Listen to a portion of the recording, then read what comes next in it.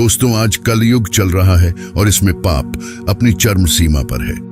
भगवान राम के भक्त हनुमान जी के बारे में कहा जाता है कि वह अमर और आज साक्षात मौजूद हैं। वे हर युग में पृथ्वी पर रहते हैं। वे सतयुग में भी थे, रामायण काल में भी थे और महाभारत काल में भी। यह भी कहा जाता है कि वह कलयुग में भी विराजमान है और उनके जीवित होने के संकेत मिलते हैं। अगर भगवान हनुमान आज भी जीवित है और अगर हाँ, तो वह आज कहाँ मौजूद है? हनुमान जी भगवान शिव के इकलौते ऐसे अवतार हैं जो आज भी पृथ्वी पर जीवित हैं, क्योंकि इन्हें स्वयं माता सीता से चिरंजीवी का वरदान मिला है और भगवान राम ने भी हनुमान को यह आज्ञा दी है कि वह कलयुग के अंत तक भक्तों की दुख दूर करने के लिए पृथ्वी पर रहेंगे। शायद इसीलिए हमें धर्म ग्रंथों में भगवान श्री कृष्ण और यहाँ तक कि श्री राम के देह त्याग की कथा देखने को मिल जाती है, लेकिन कभी भी हमने किसी भी धर्म ग्रंथों में भगवान हनुमान के देह त्याग के बारे में नहीं सुना। आप भी सोच रहे होंगे, अभी भगवान कहाँ है, हम कैसे दर्शन करेंगे? और इस वीडियो में आपको चमत्कारी घटनाओं के बारे में भी बताएंगे। आप देख रहे हैं mystery own of God YouTube channel. Video शुरू करें उससे पहले कमेंट में जय बजरंग बली जरूर लिखें। भगवान हनुमान की शक्तियों की लीला अपरंपार है, जिनके एक कदम में ही इतनी ताकत है कि वह पृथ्वी के 7 समुद्रों को पार कर दे, जिनका ज्ञान इतना ज्यादा है कि बड़े से बड़े देवता भी उनके सामने नतमस्तक हो जाए, जिनके नाम में इतनी ताकत है कि केवल नाम के जाप से ही बड़े से बड़ी बुरी शक्ति दूर चली जाए। तो चलिए शुरू करते हैं और जानते हैं भगवान हनुमान के बारे में। नंबर 1, कहाँ रहते हैं हनुमान जी कलयुग में? भगवत पुराण में इस बात का जिक्र देखने को मिलता है कि कलयुग में भगवान हनुमान कहाँ पर रहते हैं। भगवत पुराण की माने तो द्वापर युग बीतने के बाद जब कलयुग की शुरुआत हो रही थी, तभी से एक पर्वत को हनुमान जी ने अपना निवास स्थान निश्चित किया, ताकि वह अपने पृथ्वी पर मौजूद आगे के समय को भगवान श्री राम की तपस्या में लीन होकर बिता सकें और समय समय पर कलयुग में मनुष्य की समस्या का निवारण भी कर सकें।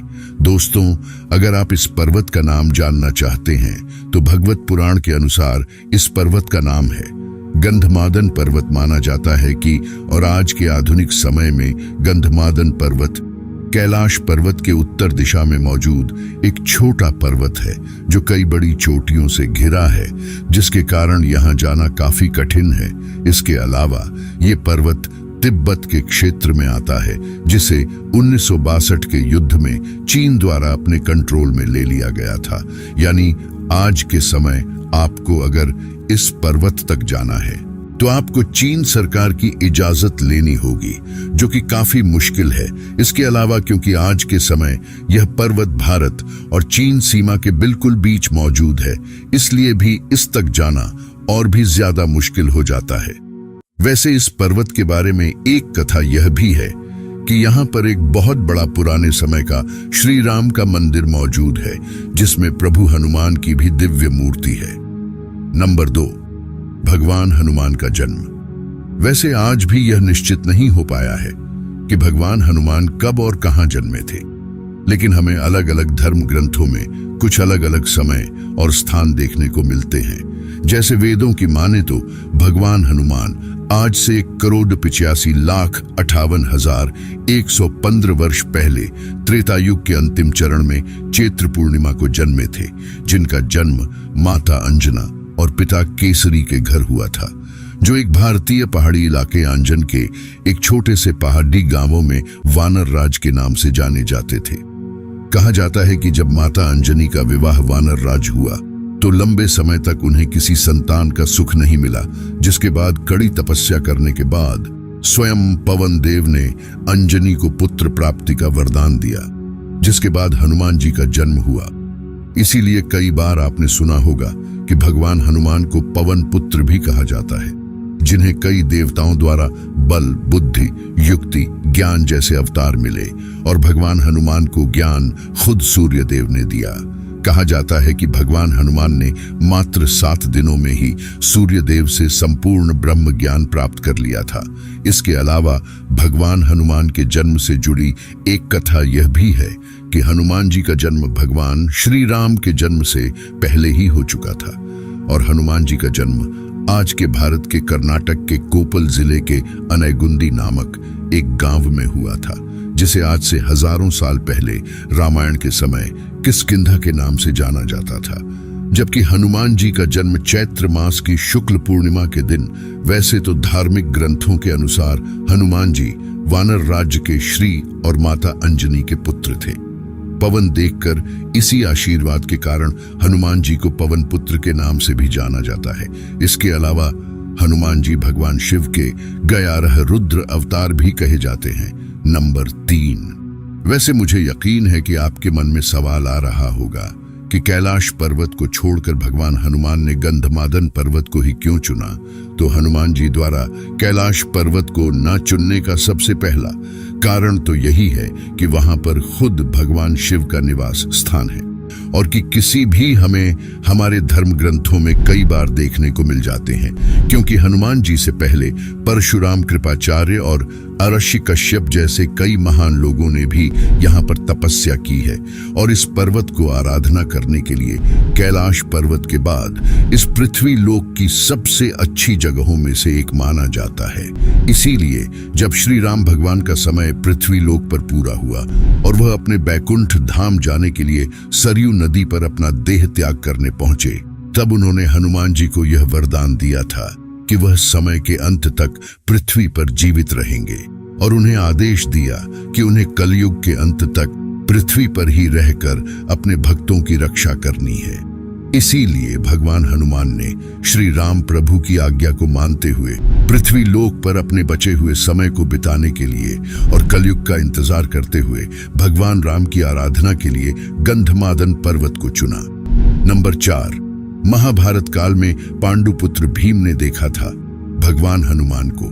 दोस्तों, क्या आप जानते हैं कि महाभारत की एक कथा के अनुसार भीम भी भगवान हनुमान से मिल चुके हैं? तो यह बात है त्रेता युग की। इस दौरान पृथ्वी पर महाभारत काल का समय था। पांडव भाई द्रौपदी के साथ मिलकर वनों और पहाड़ों में अपना अज्ञातवास बिता रहे थे कि तभी पांडव गंधमादन पर्वत से होकर गुजरे, जहां पर पांडव कुछ समय के लिए रुके भी। इस दौरान एक दिन भीम को तालाब के किनारे एक सुंदर कमल का फूल दिखा, जिसे उन्होंने अपनी पत्नी द्रौपदी के लिए लाने की सोची। लेकिन जब भीम तालाब की ओर जा रहे थे, तभी उन्हें रास्ते में एक बहुत बड़ा वानर दिखाई दिया। भीम उनके तेज को देखते ही समझ गए कि यह स्वयं हनुमान है। हनुमान जी तालाब के बिल्कुल सामने लेटे थे और उनकी बड़ी सी पूंछ ने तालाब को लगभग चारों ओर से घेरा हुआ था। भीम हनुमान जी की पूंछ को लांग कर नहीं जाना चाहते थे, इसीलिए उन्होंने हनुमान जी से आग्रह किया कि वह अपनी पूंछ को हटा ले। लेकिन उस दौरान भगवान हनुमान अपनी आराधना में लीन थे, इसलिए उन्होंने भीम की बात को नहीं सुना। तब भीम ने दोबारा हनुमान से कहा कि मैं यहाँ से फूल लिए नहीं जाऊंगा, या फिर आप मुझे मृत्यु दंड दे दे। हनुमान जी ने जब यह बात सुनी, तब उन्होंने भी हमसे कहा कि इसकी कोई जरूरत नहीं है, तुम मेरी पूंछ को हटाकर आगे बढ़ सकते हो। भीम को वैसे भी अपनी शक्तियों पर हमेशा से ही काफी भरोसा था, इसीलिए हमने सोचा कि उनके लिए भगवान हनुमान की पूंछ को हटाना कोई बड़ी बात नहीं है। लेकिन जब भीम ने हनुमान जी की पूंछ को हटाने, यहाँ तक कि हिलाने की कोशिश की, तो वह लाख कोशिशों के बाद भी नाकामयाब रहे। इस घटना ने भीम का अपनी ताकत पर घमंड पूरी तरह तोड़ दिया और भीम हनुमान जी के चरणों में पड़ गए, क्योंकि भीम समझ गए थे कि वह जिनसे अभी बात कर रहे हैं वह कोई साधारण देवता नहीं है। जिसके बाद भीम ने हनुमान जी से उनको अपने असली रूप में आने की विनती की। तब हनुमान जी ने अपने असली रूप में आकर भीम को आशीर्वाद दिया।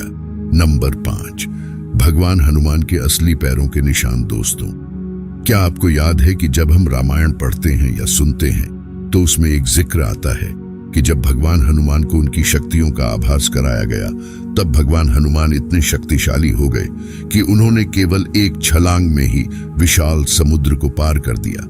आज भी कई बुद्धिजीवी इस बात को हजम नहीं कर पाते कि भगवान हनुमान इतने शक्तिशाली थे। वह इसे एक कहानी की तरह मानते हैं, लेकिन आप जानकर हैरान होंगे कि यह सभी सच है, जिसके हमारे पास कई वैज्ञानिक सबूत भी हैं। जिसमें से एक सबूत यह है कि जब रामायण के अनुसार माता सीता की खोज के लिए हनुमान ने समुद्र को लगते हुए छलांग लगाई, तो उनका विशाल पांव सबसे पहले जिस जमीन पर पड़ा आज भी वहां उनके कई मीटर बड़े पैर के निशान मौजूद है, जो जगह आज आंध्र प्रदेश के अनंतपुर जिले में है, जहां जाकर आप भी हनुमान जी के पावन पैरों के निशान के दर्शन कर सकते हैं। नंबर 6, श्रीलंका में हर 41 साल बाद दर्शन देते हैं। कहा जाता है कि जब रामायण काल का अंत हुआ और प्रभु श्री राम अपना देह त्याग करके वैकुंठ धाम लौट गए, तब काफी समय तक हनुमान श्रीलंका के जंगल में चले गए थे और वहां मतंग जनजाति के लोगों के साथ मिलकर प्रभु श्री राम की आराधना किया करते थे।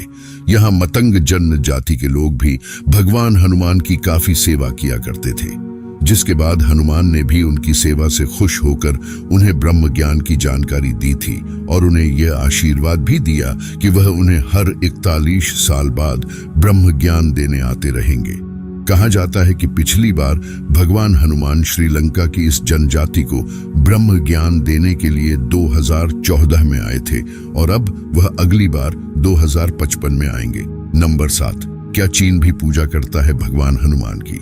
अगर आप मूवीज के शौकीन हैं तो मुझे यकीन है कि आपने कभी ना कभी चीन की मंकी किंग मूवी जरूर देखी होगी और आपने गौर किया होगा कि जिस तरह भगवान हनुमान के पास उड़ने की शक्तियां हैं और एक शक्तिशाली गदा मौजूद है, उसी तरह मंकी किंग भी एक वानर है जिसके पास बहुत सी शक्तियां हैं। वह उड़ डाच सकता है और उसके पास एक गदा भी है और यह कोई इत्तेफाक नहीं है, बल्कि ज्यादातर इतिहासकारों का यही मानना है कि वह भगवान हनुमान ही है जिन्हें चीन में मंकी किंग के नाम से पूजा जाता है। इसके अलावा भी कई और ऐसे भगवान जिन्हें चीन में अलग रूपों में पूजा जाता है। आज के इस वीडियो में बस इतना ही। धन्यवाद।